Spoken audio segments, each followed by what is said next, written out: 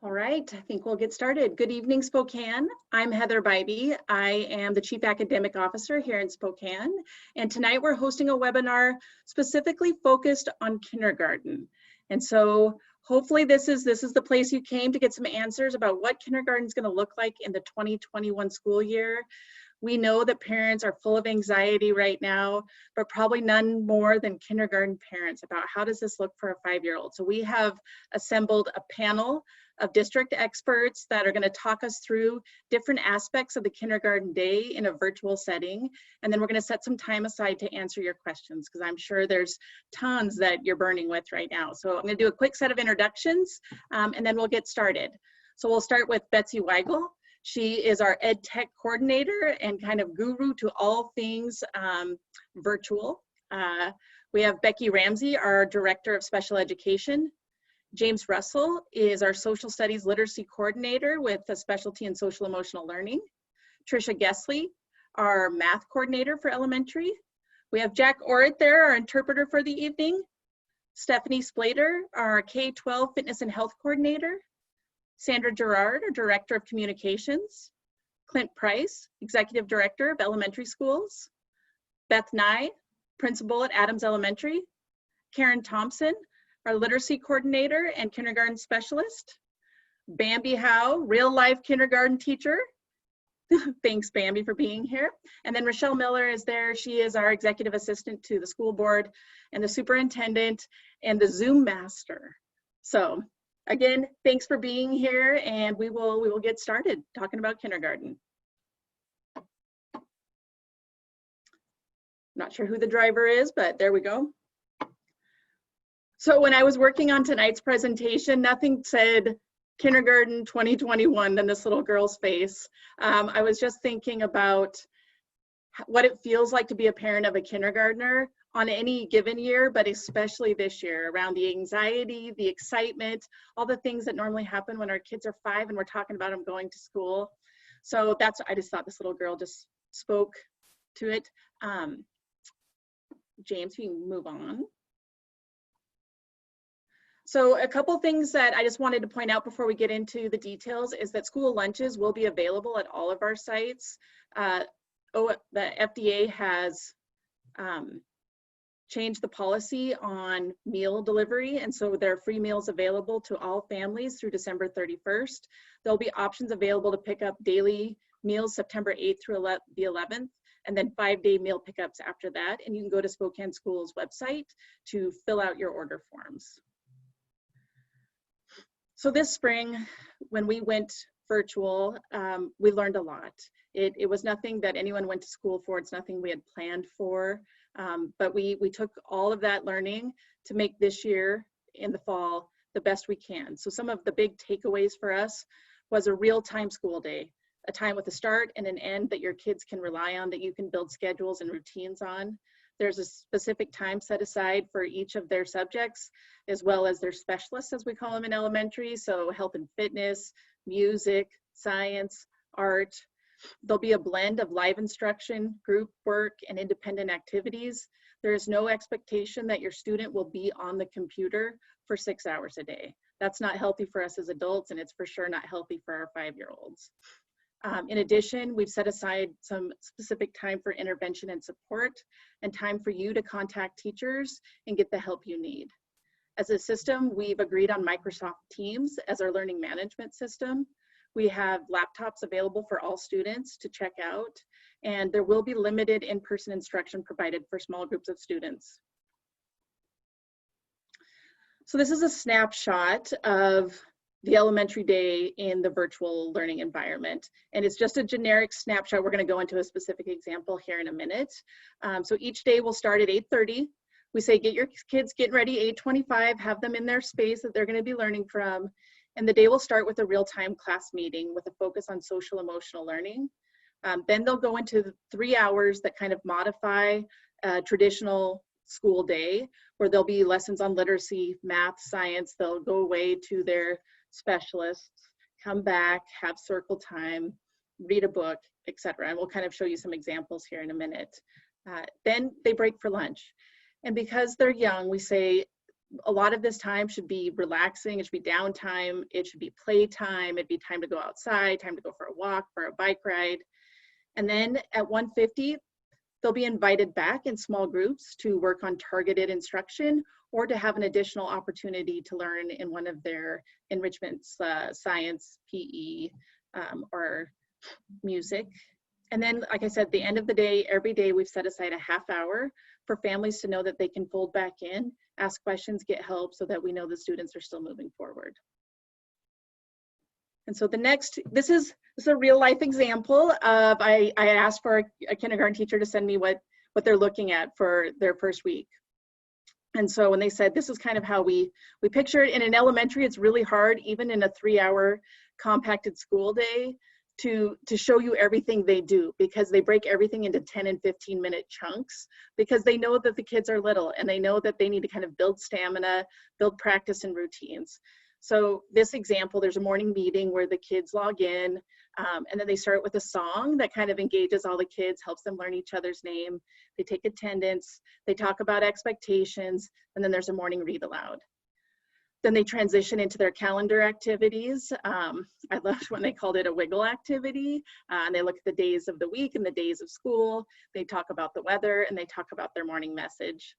Then there's some independent time. Well, they'll be working on a writing activity. They'll do a brain break before they go to a read aloud, and they focus on the letter of the day, and they work on their writing practice. Then they have some time alone where they're doing that. Then they come back, the teacher has them grab a snack, says, come back, we're gonna do story time, we're gonna share, or we're gonna play a game. Then at 10 o'clock, the Small Moment Monday, I really liked the title of that, where students draw, write, and then they get to talk about what they were writing about. And then they move into a math lesson where they're counting, talking about the shapes of the day, doing a shape hunt. Then they go into a closure activity.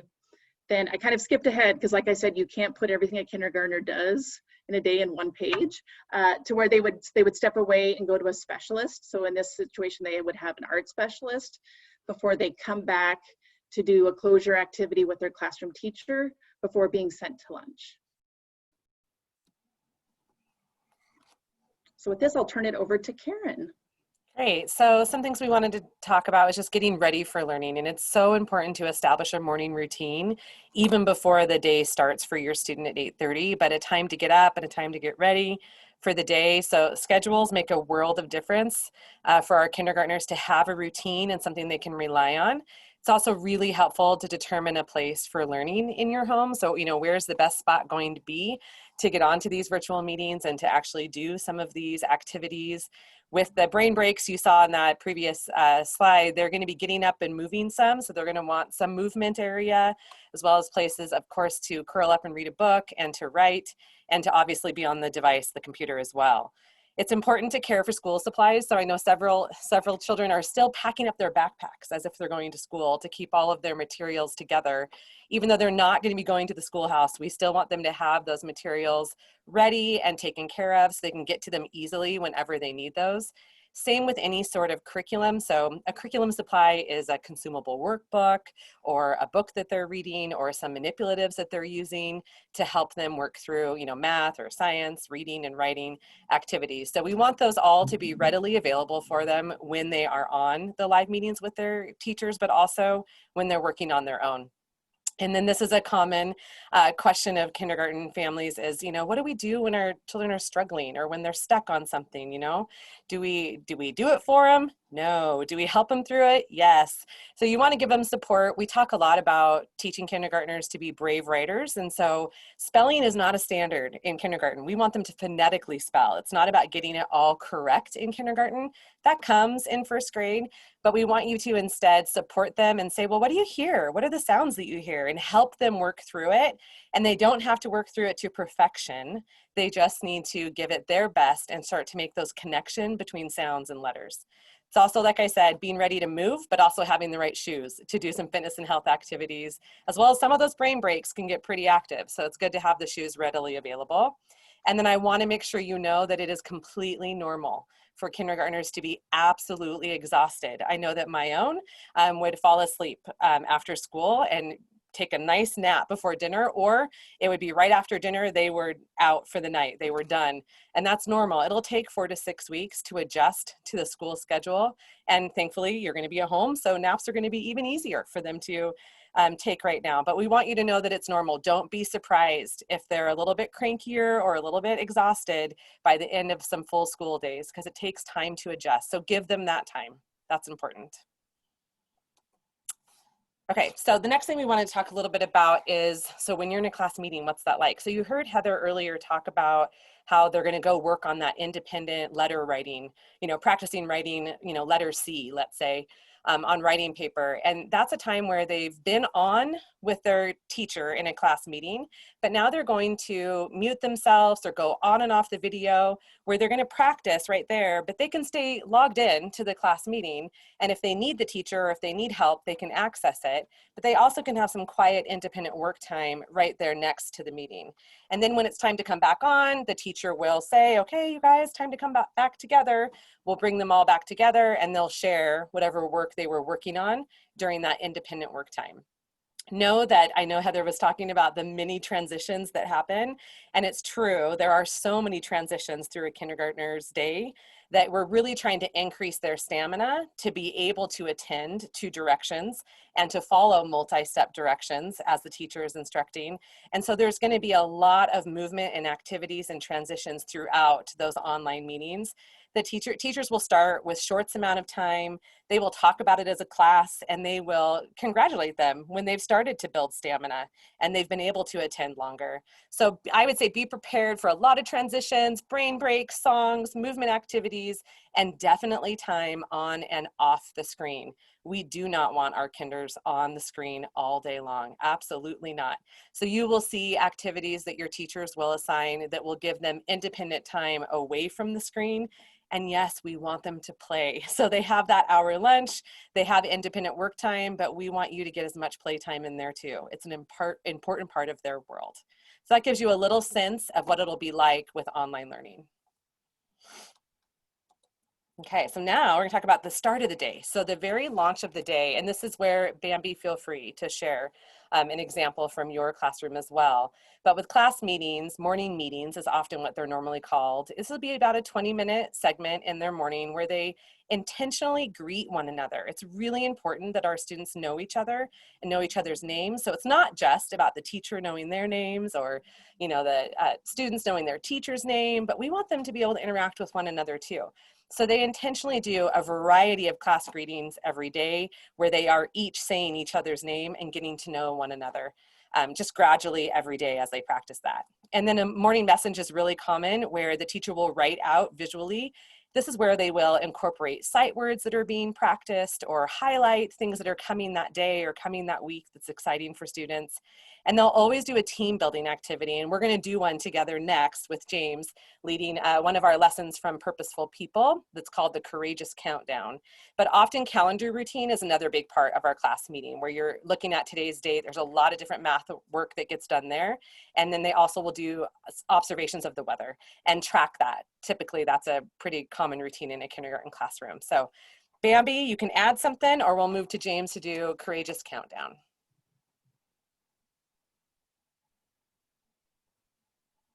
I was just going to add, when you were talking about how tired the students will be, it's not at all unusual, even in a typical year, when we're in person in our classrooms. Kinders fall asleep after lunch, and it's okay. Those first couple of weeks, they're just trying to, it's exhausting. And shortly after school, their teachers fall asleep too. It is, and it's an exhausting time. So don't worry if they have their lunch and playtime and they fall asleep. Then that's what they need to be doing, and they really will build that stamina as we get moving through the days. Thank you, Bambi. So James, we would love for you to give us a little experience with our Purposeful People curriculum. I am going to go ahead and give you a quick example of something, an activity you might see your children involved in with their teacher. Really quickly, I just want to say that the trait that we're starting with in September is courage. So it's taken a lot of courage to even start school this way. So it's just a great example of the trait that we need in order to get through this together. So I'm going to go ahead and share my screen. This is an activity that they would probably start the week or month defining courage. So in kindergarten, they might have a conversation about examples of courage or courage they've seen on TV. And they will come up with a definition of courage. They'll eventually come to agree upon this definition, which is to choose what is good, right, and kind, even when it is hard or scary. So this example of a lesson they will do is called Courageous Countdown, like Karen said. And they might be asked by their teacher to unmute and to yell numbers at the screen. So like they were saying earlier, it is really important that there's enough space in their learning space so that they can get up and move around. This one is called Courageous Countdown, like I said. And the teacher might put this up on the screen, have the kids unmute and yell out their favorite number. Or they might have them put it in the chat. They might have them put in the chat their favorite number. So when they hear that number, the teacher might say, when I click on the 7, whatever the screen says, that's what we're all going to do together. So the teacher will click on the 7 marches in place come up, all the kids get out of their seats and they're marching in place. And then they'll go back to the countdown. The next number they see is a 2. So they're doing 2 jumping jacks. Everyone is doing 2 jumping jacks. And then the next number they see, which is my personal favorite, is the shoulder wiggles. I love that cat. Makes me happy. So they can just go back. It's a really quick activity. It could be used as a brain break, might be used at the morning meeting. And I have a pretty sinking suspicion that this will become one of the kids' favorite activities, and they'll be asking their teachers to do the Courageous Countdown. So real quick, I'll just go through them. The first one is a full body smile. That one feels good. The 2 jumping jacks. 3 is a self high five. I should see all my people giving themselves self high fives. And then 4 is the shoulder wiggles, like I said. And then 5 is the neck turns left, right. 6 is Karen's favorite, the full arm swings. 7 is the marching in place. 8 is the 8 fist pumps. Yay for that Spokane native. 9 is the arm wave. And then 10 is the animal roars, which I can see a lot of kids really enjoying the animal roars. It's one of my favorites too. That would be a way that they might start the courageous trait. And there's activities like that that come with every trait. This is an example of a lesson that would happen probably 2 or 3 weeks into the study. This is where they engage relationally. So they might be asked to do a write-on activity where they might be asked to write or draw a picture about somebody who was courageous, and they could draw it and give it to a firefighter, a soldier, a family member. So this is just 2 examples of activities they will be asked to do during their social emotional learning. To go further into math, I'm going to pass it to Tricia. All right, well, I'm also going to call on my friend Bambi. She's welcome to jump in here anytime as well. This is just an example of what a short math lesson might look like. They start together and they have some of those calendar patterns. They talk about the days in school. They do some things that really engage them in the math. One of the things that's pretty fun with our curriculum we have right now is it's pretty relevant, and it starts out in a place that really helps build community with kiddos. And so once they kind of get that start, again, we'd start with short times and then some breaks. And so the screen break might be go take a drink, do some jumping jacks, touch your nose and your toes. And likely some of these breaks won't be ones where they're watching the screen, where they actually do get to disengage from the screen and walk away. And then they come back together with their teacher. They'll do some number work. At the beginning of the year, they do some shoe exploring, and I'm sure Bambi can share a little bit more about that, but it's pretty fun because they do bring shoes, and I envision where we're going to have shoes kind of up on the screen. You want to say anything on that, Bambi? Yes, I would. Thank you. I have PTSD over the 4th day of this lesson because on the 4th, they start off by comparing 2 shoes, and then the next day we compare 5 and then 10, and then the final day, every child puts a shoe in the pile. Every child that can't necessarily tie their shoes, and it actually is, it's utter chaos. So I am looking forward to this one virtually. It seems much more manageable, but it's a ton of fun. And one of the things you'll notice here too is there's the curriculum has done a nice job of building virtual supports, and our teachers have been working super hard to dig into those. So like this one says how many shoes you see, and it's a click and drag where they're dragging the circle over the number. So obviously I could see, saying, okay, we're going to take a break and you're going to go find one other shoe in your house and bring it back for this conversation. And then the other piece is too, and this is a piece we'll go into a little deeper here in a little bit. We do have a really robust online program that's called Dreambox. And I do envision that we'll be using it off and on throughout, some in the morning possibly, and also some in the afternoon, because it's very, very age appropriate and very powerful for students. So we're excited about the time together, knowing that it's going to be short bursts, and then also a lot of movement with that. Nice. So to take a look at an example of a reading lesson, so a common one, obviously, we do a lot of read alouds and a lot of singing in kindergarten. So that will happen throughout the day. And this may seem silly to you, but yes, we do have to introduce crayons. And we do have to introduce proper handling of crayons. How do you hold the crayon? Why we don't bite or taste the crayons. Like all of that honestly is part of a kindergarten classroom. So that will happen virtually too. We'll talk about that.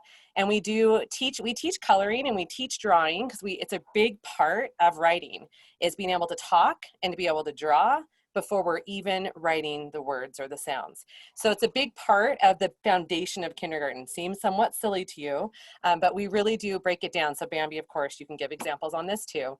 But we will go over and model the coloring rubric and, kind of how it looks and what our goals are. And then students will spend some time working on their coloring page. Again, that's one of those break moments where they'll go off screen and they'll have some time to work on whatever the task is. And then the teacher will call them back to the screen, and then they'll share. They'll all get to show and share their coloring pages and what they did, and they'll kind of look through that coloring rubric to see how they're all doing. And it's not ever about perfection. It's all about progress. That's really what we're looking for. So I know Bambi is a big fan of colors, and she does color themes and everything that she does. So I want to give her a chance to add anything in here about that if she would like to. Not too much to add, just exactly what Karen said. A lot of us will wrap each of our school supplies like a gift, and we unwrap them in front of the children and talk about how special the crayons are and what we might use them for.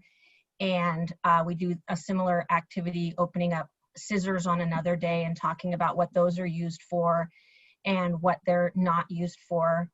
And so we're just really teaching them how to care for their materials and how to explore with them. And it's we're looking at it very differently as well because we've never done this before. So it's going to be an adventure, but some of those things will remain the same, where we teach them about their materials and how to care for them, where to keep them, and then get them busy using those learning tools as quickly as possible.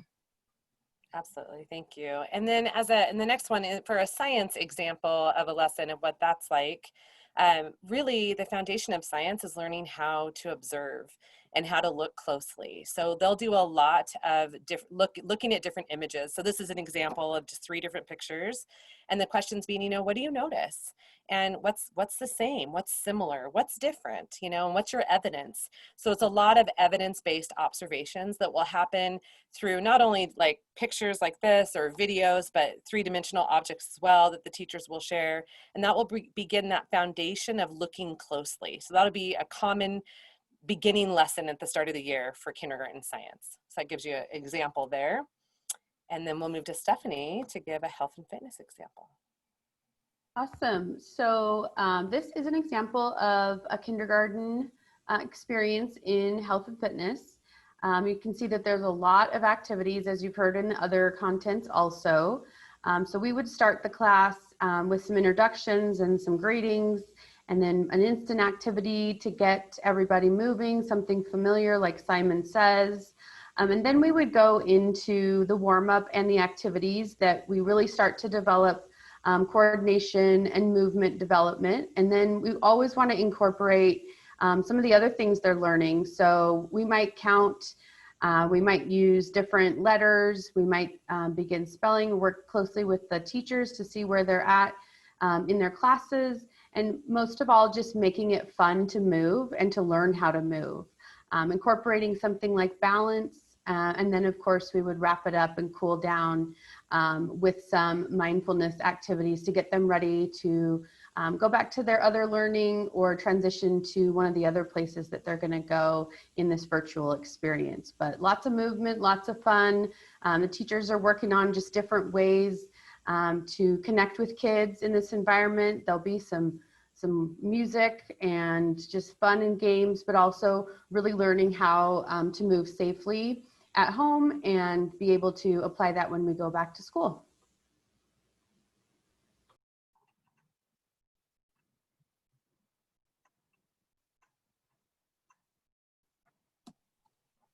I think this is me. Sorry, I didn't unmute myself. So an example of a music specialist, a lesson there. So they're using, you might hear them referencing Quaver and you're like, what's that? That's our online music curriculum. So you will hear that. Of course, songs in kindergarten, they're going to start with a welcome to music song. And then the Quaver 5 is one of their, really, it's their routines of what's established, is that it's important always in class to be safe, polite, cooperative, responsible, and kind. And then a lot of stuff that they will practice will be related to steady beats and rhythms. So you see some examples there. They'll do a lot of song, a lot of repetition, and then they'll always close with, what did we learn today? You know, and that will send them to closure and then back to their virtual class meeting with their teacher. So that will be a transition that will happen from our classroom teachers to our specialists like this.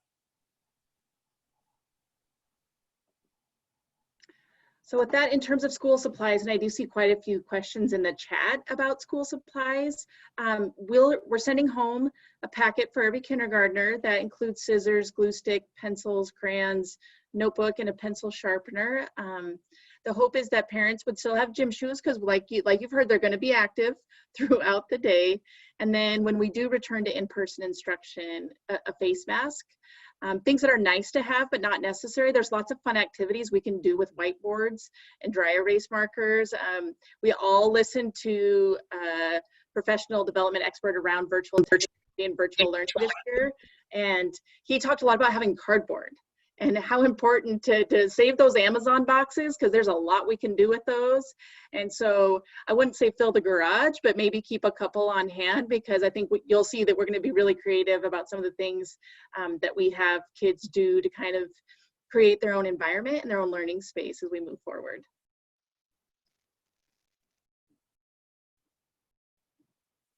Yeah, so James, if you want, we can go ahead and stop sharing for just a second so I can fill you guys in on some technology bits before we watch a couple of videos. One thing to know is that you can choose whether you would like to have your student use a personal device to access our learning tools. The big tools that you'll be using this year are Teams and Clever.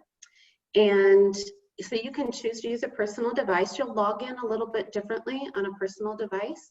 You can also choose to check out a laptop for your student from your school. And you can do that. There's a form available. It's an electronic form. If you go to SpokaneSchools.org, our district website, there's a laptop checkout button and a link to a form where you can sign up to check out a laptop for your student to use for the duration of the school year.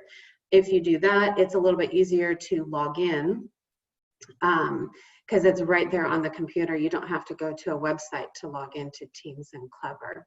But either way, we welcome you to use either a personal or district device to access our learning tools. So we're going to watch a little video that's going to show you how to log into both Clever and Teams. Briefly, Clever is a digital hub of all of the electronic resources your student will access. For example, Dreambox is one of the learning tools that's available in Clever, and your student is automatically logged into that program through Clever. And then Teams, again, is our learning management system. That's where we're hosting our class meetings, as well as some content for the classroom can be accessed there as well. So this little video is going to show you how to log into both a district device as well as a personal device. Thank you, James.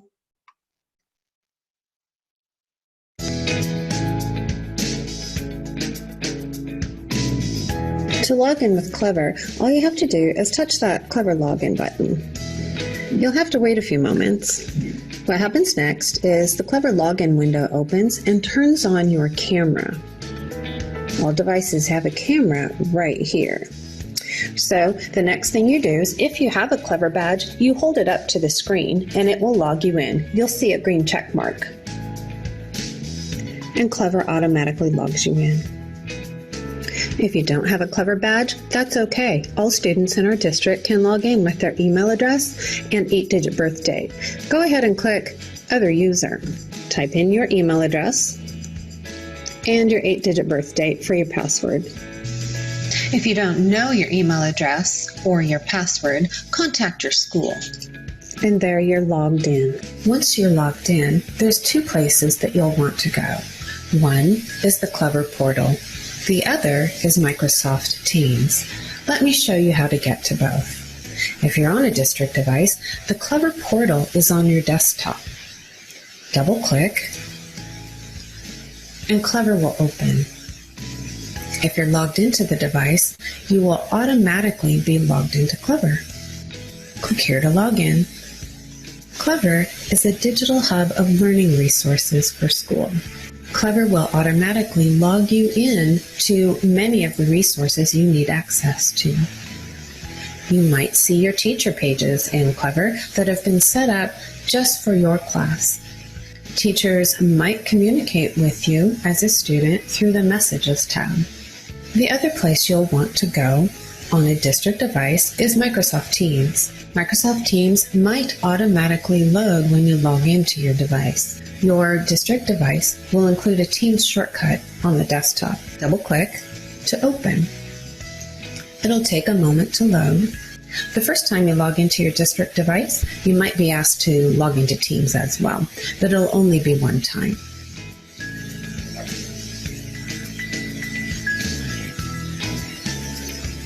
The Teams tab shows you all of the teams that your student belongs to.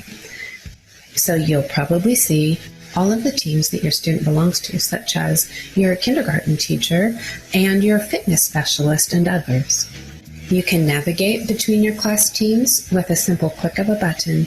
You click on the Teams tab again and find your next class. Another way to get to Teams if you don't see a shortcut on your desktop is to just search for Teams in the taskbar. And it will pop right up and open the same way. You can always pin Teams to your taskbar if you'd like by right-clicking and clicking Pin to Taskbar. Your teacher will give you further directions on how to navigate in Teams. If you are on a personal device and you don't have Teams or Clever loaded on your computer, that's okay. You can get there easily by going to SpokaneSchools.org and navigating to our digital tools page. Have to scroll down a little bit and give digital tools a click. From there, to get to Clever, you can click that Clever login button. On the Clever login page, you can log in with your Clever badge, which will activate the camera, or you can always type in your student email address and password. To get to Teams through Clever, search for Office 365 in Clever. You'll see lots of different screens flashing by, but you will be automatically logged in. Just need to wait for it. Keep waiting. A little bit longer, and now you've been automatically logged into Office 365. Once that's loaded, you can navigate on the left down to the Teams button. When you click on it, it will ask you if you want to stay in the web or get the Windows app if you don't have it. You can download it for free to your personal device. If you don't wish to do so, go ahead and use the web app instead.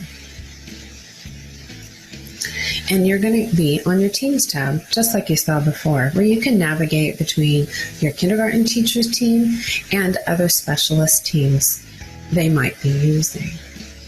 Again, if you decide later you'd like to download the desktop app, you can do that by clicking on your icon and clicking Download the Desktop app. That way you can always have Teams running without need for a login.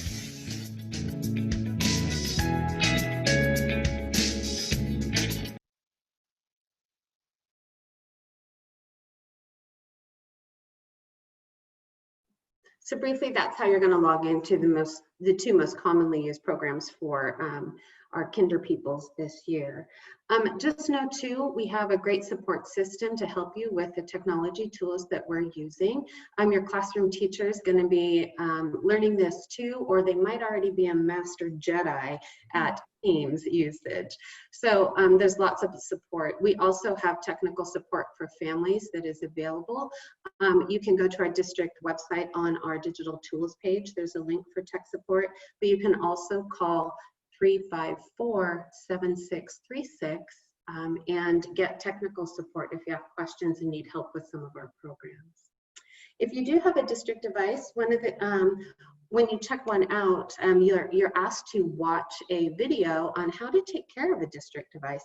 Heather, I don't know if we need to watch that tonight. That's the next slide. No, I think we can move forward and just, there's lots of people saying, hey, I'd love to see that again. And I'm saying, go to the district website, Learning at Home. All of these videos are loaded, so you can watch them with your student. You can practice. So know that this video you just saw, as well as the one that Betsy's referencing about how do you take care of your laptop, will be there. Yeah, so welcome to the class of, what did we decide, 2033? Yeah, that's crazy. Yep. All right, so we'll move to Trisha.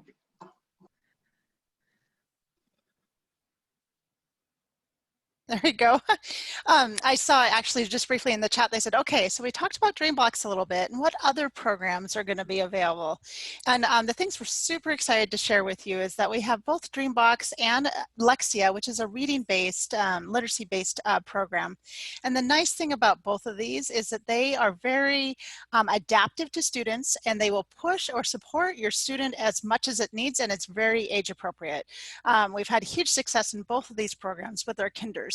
So we're excited to have those, and definitely we'll be making sure that we're supporting students. And the good news is teachers can kind of push and open these apps for the students to start to begin with, and then it can start to grow that independence so students feel independent in getting there as well. So please know your kindergarten teachers are pros at kindergarten, and so they really will work really step by step with your kids and make sure that they adapt based on where their environment is, whether it's a daycare or whether it's at home. They're definitely going to kind of know those things. Like conferences next week will help that, and they'll support that with that. All right, and as Tricia mentioned, if you have not yet signed up, we ask everyone to sign up for a conference with your classroom teacher. This is a chance where you and your student and the teacher can meet and kind of talk about the school year and build that connection, because we know you're anxious. We know your students are anxious. The teachers are anxious. They so want to meet you and meet your students, because this is, like everyone's mentioned, it's new to them too. And there are no group of people who are more creative, more focused on kids and loving your kids than kindergarten teachers. And if there's any group I'm kind of excited to see what they come up with, it is them, because they are so innovative. I mean, when you have a room full of 5-year-olds, you just have to be, and they are patient and graceful. And so please click on that. You can bring your questions. They'll walk you through the materials. They can answer questions on what does teams look like for a 5-year-old. Things like that I've kind of seen some of those in the chat. So again, if you haven't, if you're wondering, there is a place on the website that it's literally a thumbnail that says click here to sign up for your conference. It'll link you to your student's school, and you can kind of see the spots that are left available. But if you have any questions, contact your school. And with that, we just wanted to kind of highlight the extra supports that are available. So as we mentioned, when we went through the school day, there are 30 minutes set aside at the end of each day that is meant for parents to be able to have the availability to come check in and ask questions, or to say, you know, we had an internet problem during the literacy lesson. What do we do? That's the time where you can check in. Please know we are not expecting perfection.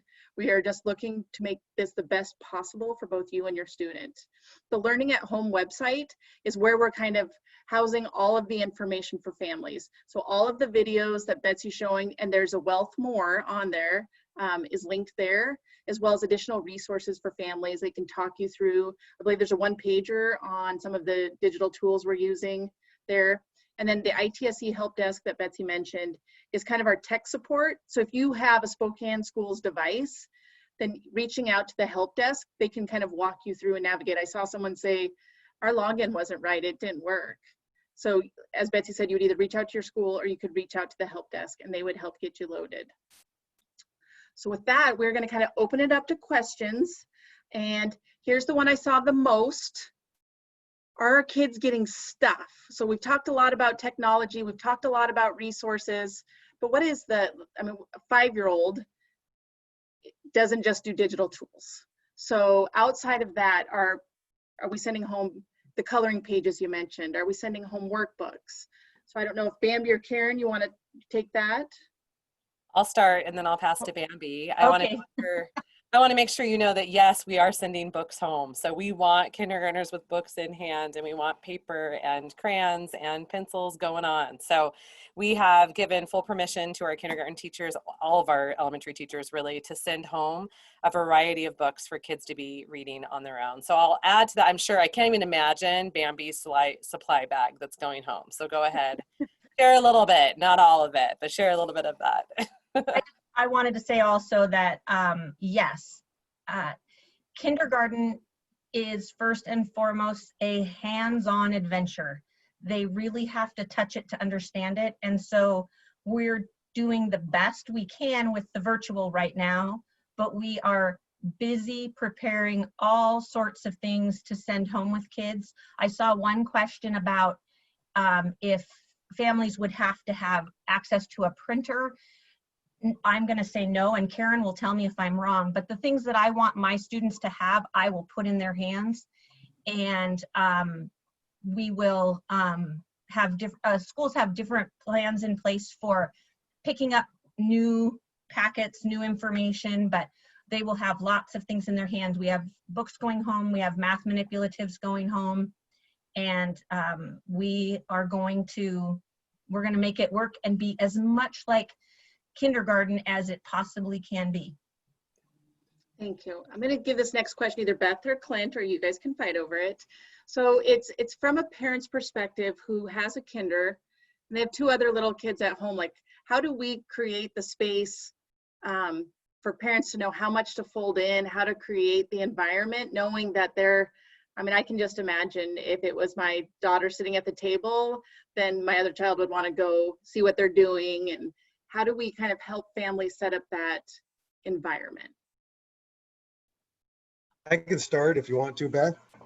In fact, I tried to answer. We had lots of those questions on there because we have lots of families with multiple children.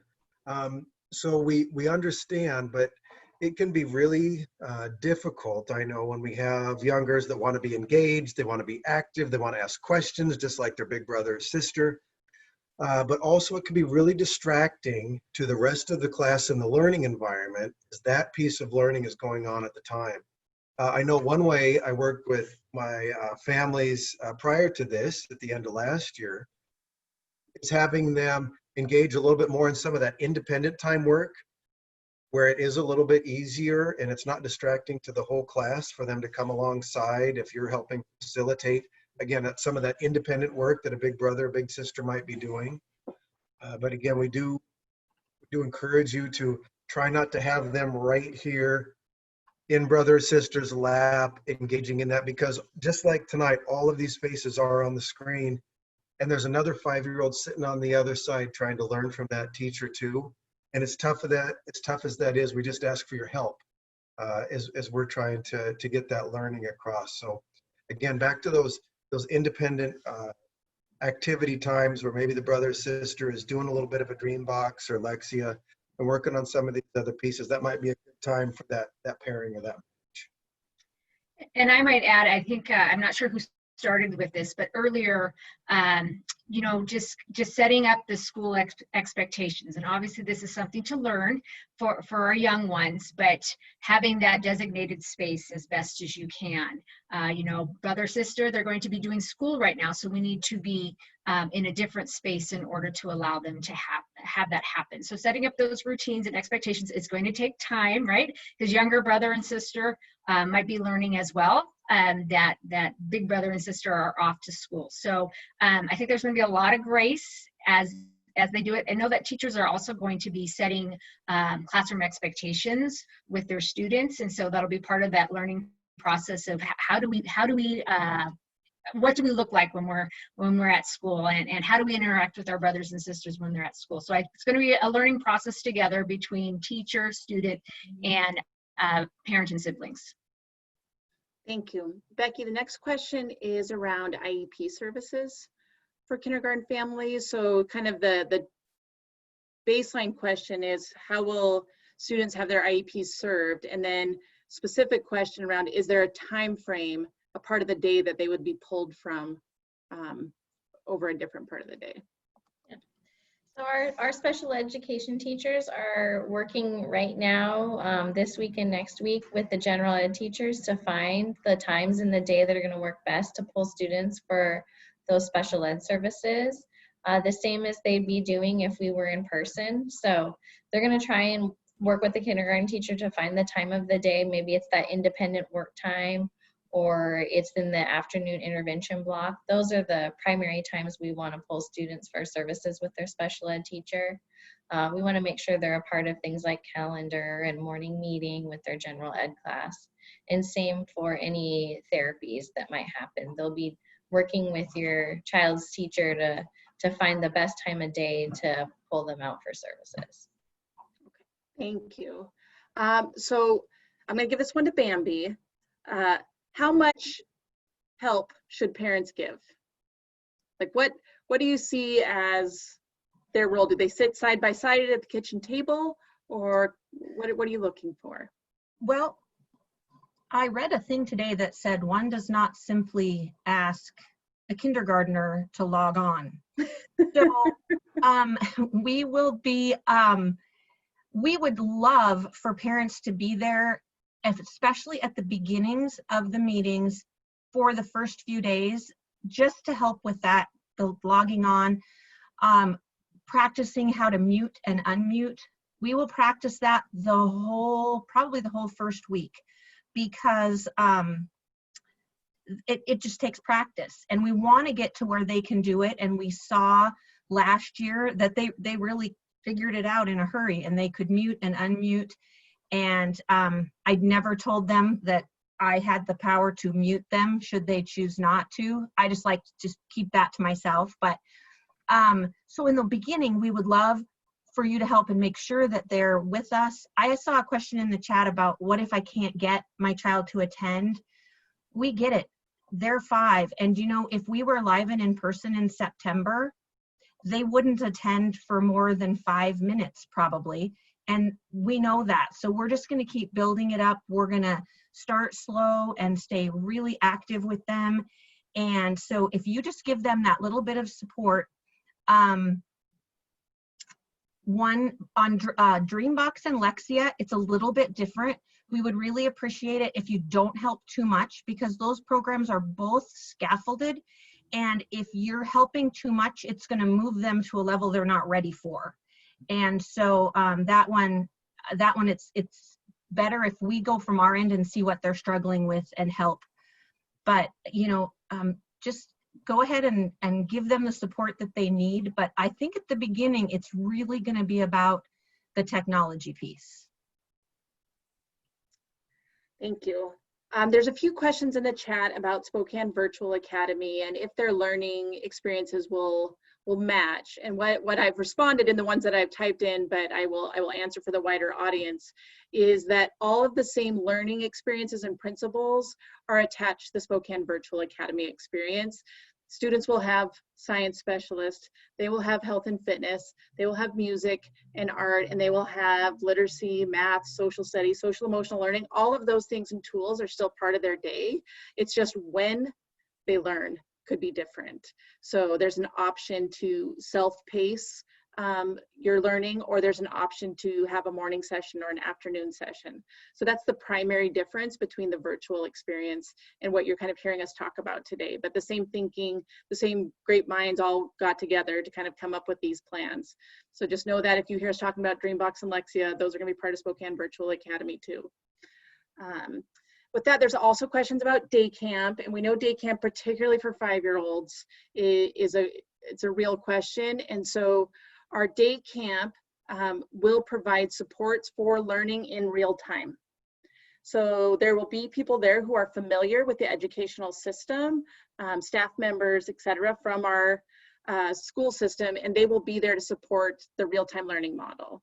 So there will be the space provided, there will be Wi-Fi, there will be the tools necessary, although I would believe your student would bring their laptop back and forth after they watch the video on how to care for it. So just know that, and know, I know we only have a few minutes left and I didn't lead in with this, but getting kindergartners back is our top priority. Is, you know, we're following health guidelines and we don't want to substitute our judgment for theirs, but know that getting kindergartner, first grade, as soon as we get permission from the health district, that's who we're bringing back. Because we know this isn't conducive to learning at 5. They need to be together. They need to kind of be in community. They need space to move. They need space to laugh. I was thinking about it, like there's a lot of challenges as a parent to say, how do I provide the conducive experience for my child? But then a lot of us are trying to work from home too. And I think, how do I work from home when my child's singing, right? Or doing Go Noodle and all of those things. And I think about, oh my gosh, if you're the mom sitting across the table trying to get your work done, that it really is a challenge, and we acknowledge that. And we are doing everything in our power to get your students back as soon as possible. So I didn't want the night to go away without us addressing that. I should have said it right up front. So stay tuned. We have watched the numbers drop significantly over the last 3 weeks, and we are hopeful that the Spokane community is in this together and that we're all doing what it takes to get those numbers down even further so that we can start to bring our kids back. So with that, I'm going to look for just a couple more questions. We have 3 more minutes, and I want to make sure we get as many answered as possible. So know that the schedules, all of these webinars are on our district website. All of the presentations will be loaded there. So those of you who either I talked too fast or there was something that you missed. So Becky, I'm coming back to you because I feel like I maybe misstated this person's question in the past. Will there be an option for in-person therapy for kids with an IEP or speech? Yes, so for students with IEPs, either academic, behavioral, or speech, any of the therapies, we do have the option for limited in-person services. for those students who are unable to make progress in the virtual environment. So we have to keep the group sizes really small. So that means it is on a limited basis. So students might come in just 1 or 2 times a week for really targeted amounts of time to get that, that direct instruction towards their IEP goals. Okay. Betsy, where do you get a Clever badge? I was just starting to type the answer to that one, and oh, I wasn't fast enough. Your classroom teacher will provide a Clever badge to families, but coming soon, you'll probably receive an email tomorrow about the Clever Family Portal. That's something new this year. We're launching it just tomorrow, and where you will have your own Clever portal to log into, where you can help your student log in. You can actually log them into their computer, or you could have the badge pop up on your screen, and then you can use their computer to scan it.